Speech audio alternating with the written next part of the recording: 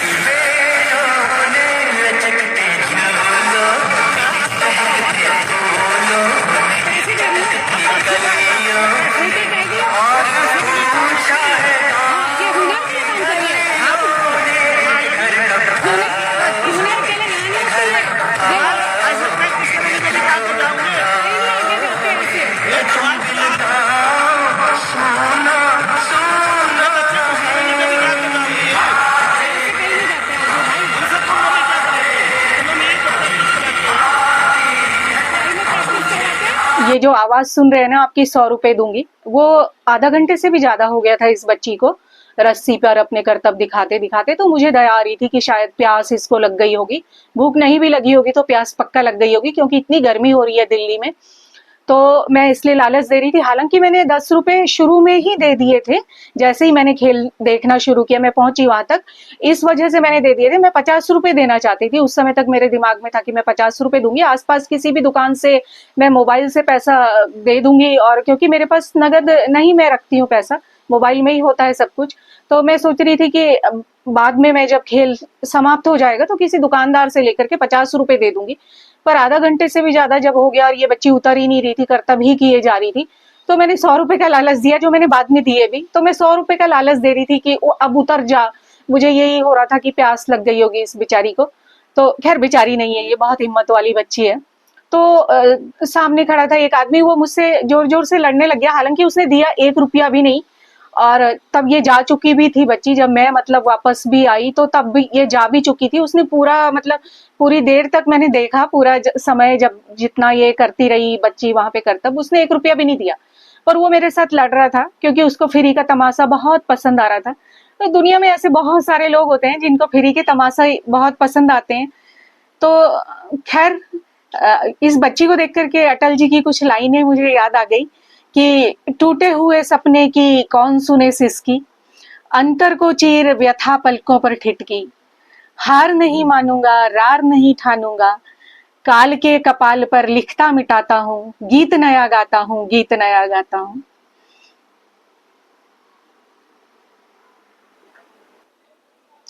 तो ये थी मेरी आज की कहानी। उम्मीद है आपको पसंद आई होगी, और उस बिटिया का खेल तो पसंद आया ही होगा। वीडियो पर कमेंट करके अवश्य बताएं कि उस बिटिया का खेल पसंद आया आपको। और हुनर तो है, मुझे तो लगता है। ऐसे बच्चों के लिए क्या करना चाहिए मुझे ज़रूर बताइएगा, मैं अपने स्तर पर ज़रूर कोशिश करूँगी। और बने रहिएगा मेरे साथ, चैनल को सब्सक्राइब भी कीजिएगा, वीडियो को लाइक और कमेंट भी कीजिएगा। आप सबका दिन और जीवन मंगलमय हो।